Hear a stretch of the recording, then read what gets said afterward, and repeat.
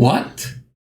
Our babies are born with almost 300 toxic chemicals in the cord blood? And did you know that over 90% of commercially used and sold baby products contain toxic chemicals? And that the FDA banned in 2012 BPA or bisphenol A from baby bottles, and we finally thought that they are safe, and now we just find out that they shed microplastic?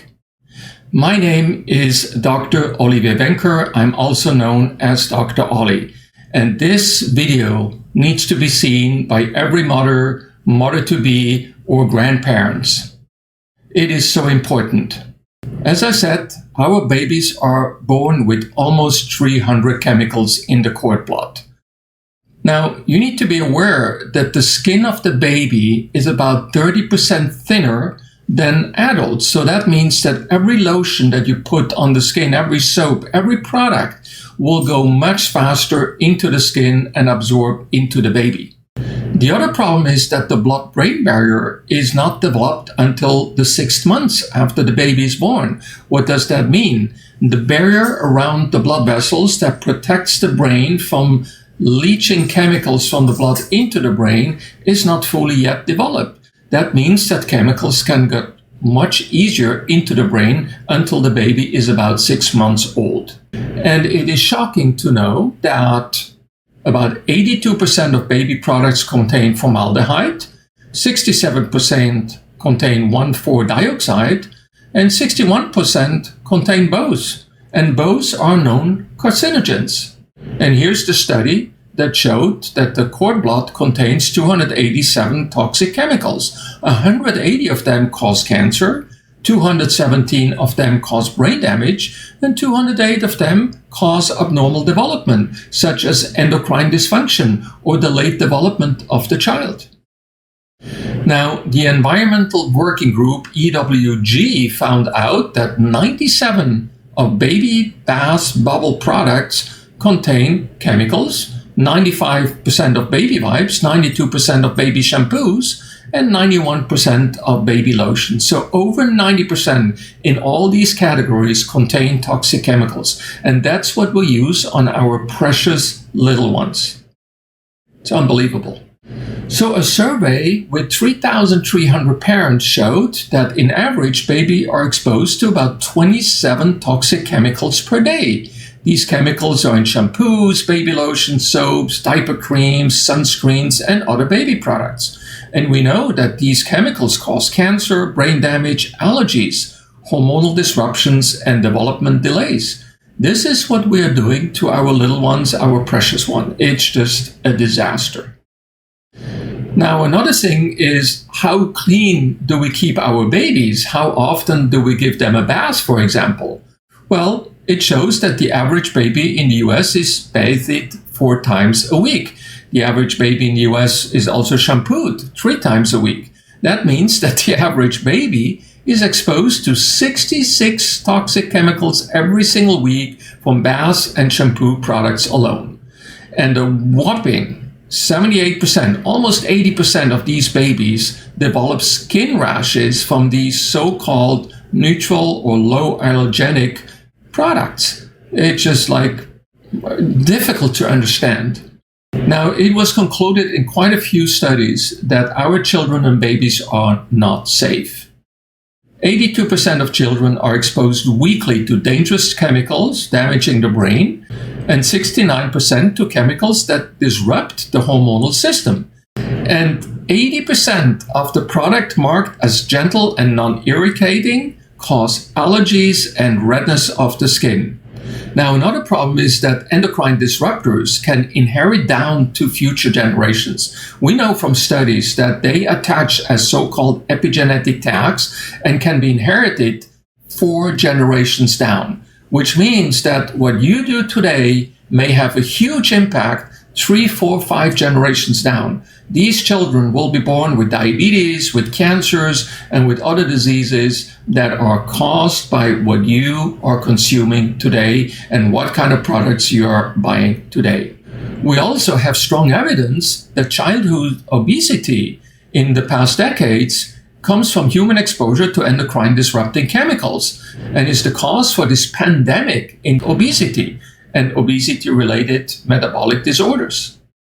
Now, we also know that endocrine disruptors, such as phthalates, cause hormonal disruptions in young boys, leading to development delays, low testosterone level, cryptorchism, which means is a lack of descendants of the testicles into the scrotal sac, pubertal disruption, reproductive tract problems, and small genital size. I mean, who wants to have that? And it is so bad today that we have even created the term plastic babies. Here, there is a study from Italy that found microplastic pieces in a variety of placentas. And they only sampled 3% of each placenta. And so they know that inside human cells, microplastics are treated as foreign bodies and could trigger localized immune responses, therefore can be dangerous for the placenta. Microplastic also act as carriers for other chemicals, including environmental pollutants and plastic additives, which may be released and then cause some harmful effect in the human body. So our babies are already exposed in the womb of the woman to plastic and microplastic. I mean, it's unbelievable.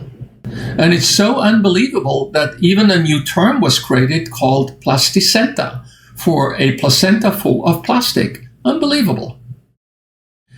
And in this study, it showed that microplastic particles were found in 4 out of 6 placentas. The plastic particles came from plastics typically used in coatings, paints, adhesives, finger paints, cosmetics, and yes, personal care products. Nanoplastic particles were detected in these studies in the maternal lungs, in the heart, and the spleen. But the same plastic particles were also found in the placenta, in the fetal liver, lung, heart, kidney, brain, suggesting that there is a maternal to fetal tissue nanoparticle translocation in the late stage of pregnancy. And this will result in a 7% reduction of fetal development.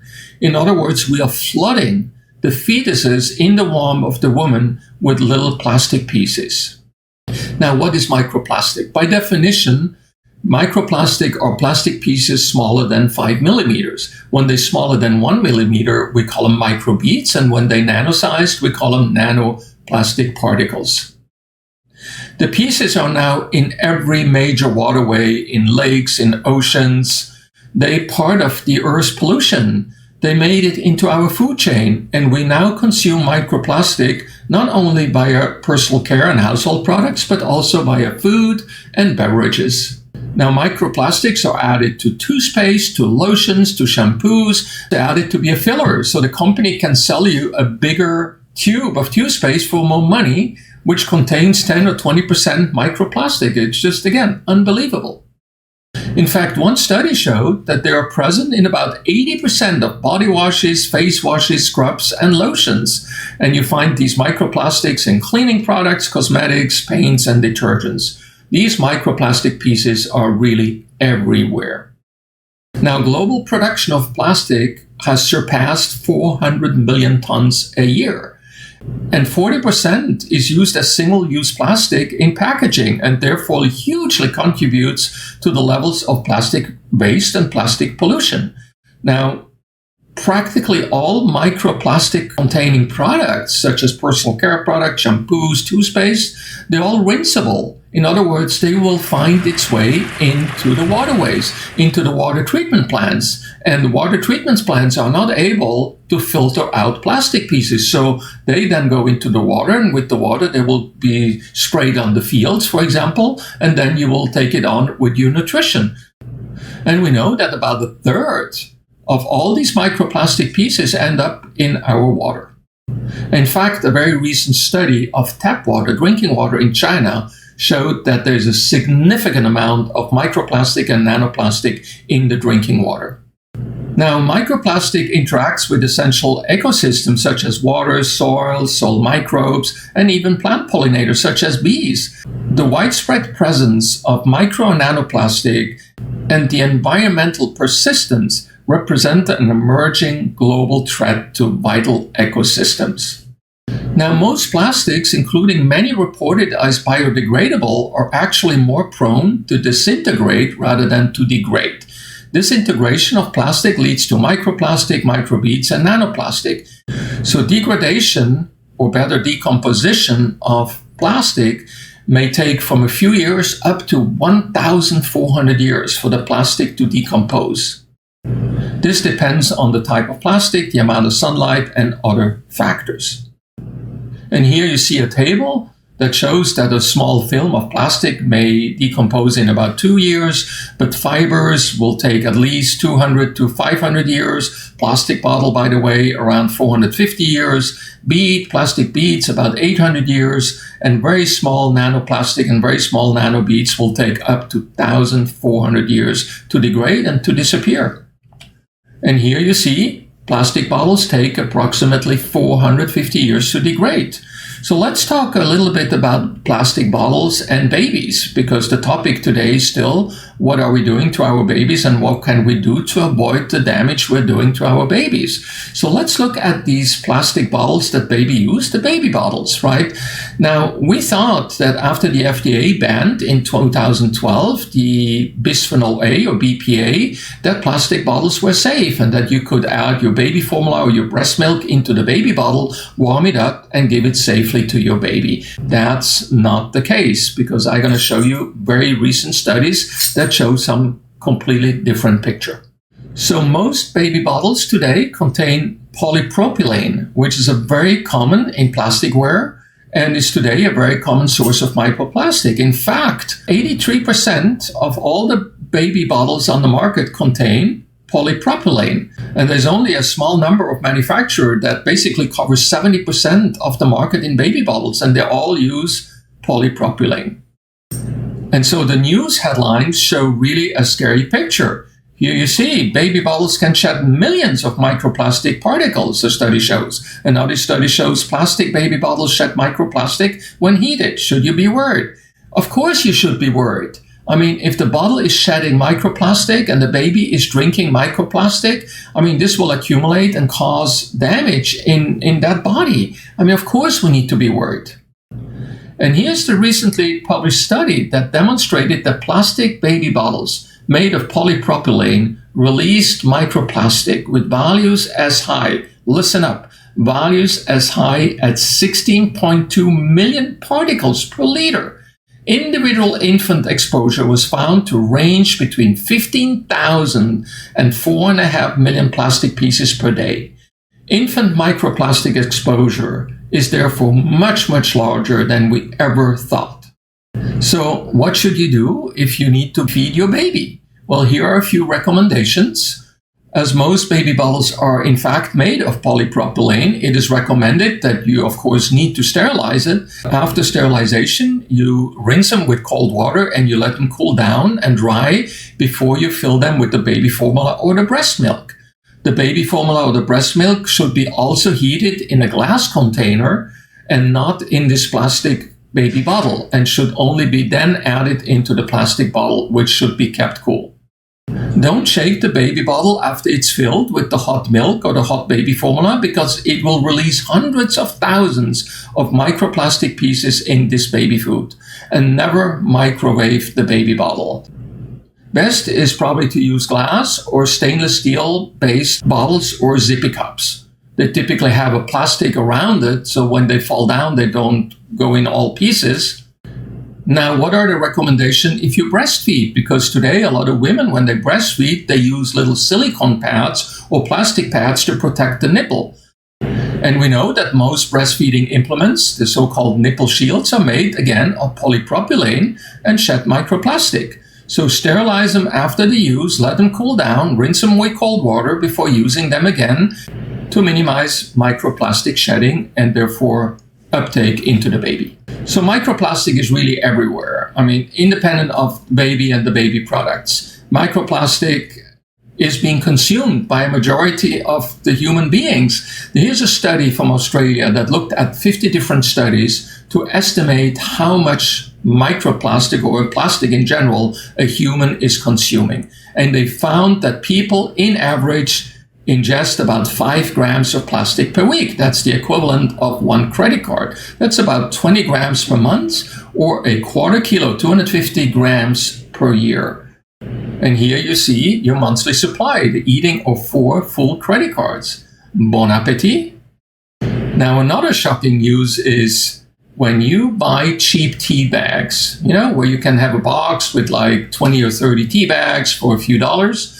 Did you know that these tea bags are made out of plastic? And when you heat them up, now listen to that. When you heat up these plastic tea bags, a study has shown that a single plastic tea bag releases 11.6 billion, with a B, of plastic microparticles and 3.1 billion, with a B again, nanoplastic particles. I mean, it's just shocking. 1 cup of tea, billions and billions and billions of micro and nanoparticles into your body. Unbelievable. So make sure that you buy tea that is in linen bags, or that you buy loose tea leaves that you strain. That's way better than using these cheap plastic bags. Now, microplastic also finds its way into our food. Here you see a variety of tested plants, such as wheat or lettuce, take up microplastic via their roots, because microplastic is everywhere in the soil, because it's everywhere in the water. It rains from the sky. The plastic pieces are then transported within the plant to the flowers or to the sprouts, and that's typically what we eat. Now, we know when the variety of vegetables and fruits, that especially apples, have a very high concentration of microplastic contamination compared to a lower rate of vegetables such as lettuces. But even lettuces are full of micro and nanoplastic.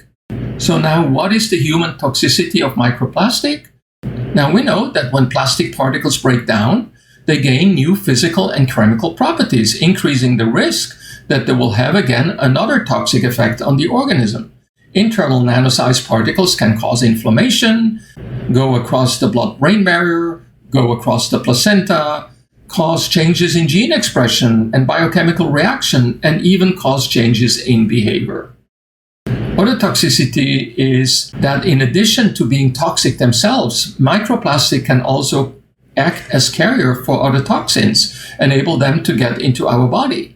Not only are microplastic and microbeads endocrine disruptors, but they also have other significant effects. And it also has been shown that microplastic can attach to proteins. Let's say a protein would be insulin, and therefore deactivate that protein. And that could, for example, lead to a disease called diabetes. So now we need to realize that plastic is an absolute global stressor. And if we don't do anything, by the year 2050, you're going to have more plastic pieces in the oceans than fish. I mean, just imagine.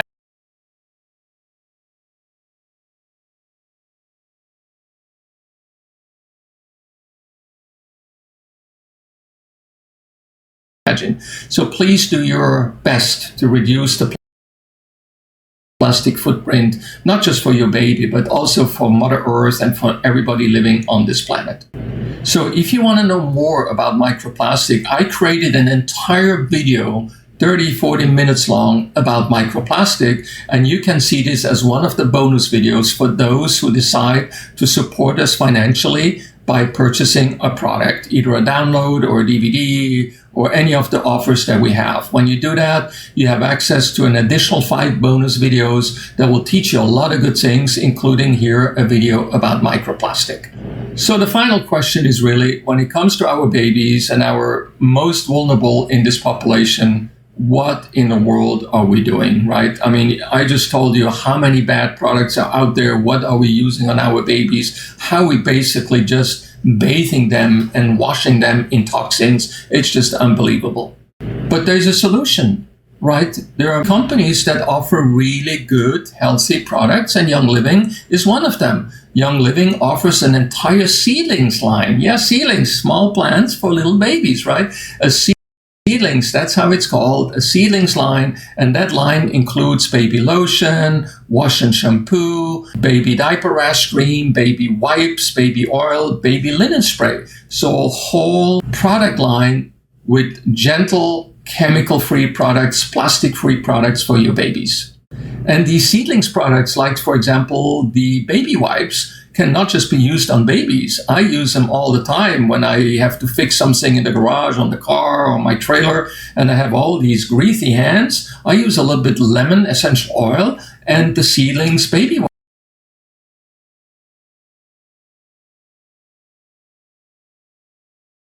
wipes, and that stuff comes off like pretty quick, much better than scrubbing and doing with all kind of soaps for like 10-15 minutes. Now, my wife and I, we travel with the trailer because we have quite a few dogs. We rescue dogs. Most of you know that already. And we never, ever travel without Seedlings products and Seedling wipes. I mean, just to spray, to change the scent in the little trailer when you have 5 to 8 dogs in there, but also to wash the dogs or clean the dogs, their paws when it's raining outside. Seedling baby wipes are just usable for almost everything. And did you know that instead of the highly, highly toxic dryer sheets for your dryer, you could use a healthy Seedlings baby wipe? It will take away the static and it will make your dried clothes smell good. Yes, that's a really cool trick. So go and check out the Young Living Seedlings product line. Without plastics, without chemicals, hypoallergenic. I mean, it's just what you want to use. Now that you know how bad the products are on the market and you order over the internet, please tell all the mothers that you know and the grandparents who are taking care of the babies and the parents, tell them to use these friendly baby products to not poison our babies even more. And so this is one of the reasons why I wrote my book, A Doctor's Guide to Essential Rewards, 12 Months to Clean Living. In this book, I work up scientifically all these facts that I have shown you today, what we are being sold by the industry and what poisons and toxins they use. And then I give you solutions, and I give you solutions where you can buy and what you should buy and why you should buy it. And this book is divided into different months. And so over 12 months, you can really clean up your life. And I suggest that you have a look into this book. I even created a little mini that you can just give away. So go and check out the website and the store and get your copy of The Doctor's Guide, 12 Months to Clean Living. And with that said, I hope you are shocked appropriately, because it is really, really bad what we're doing to our little babies and infants, the weakest of the population. And I really hope that you're going to make significant differences if you have not yet looked for toxin-free, microplastic-free products for your little babies. With that, I wish you a great symposium. Enjoy all the other videos that we have ready for you, and happy life with your children and babies. Bye. This is Dr. Ollie.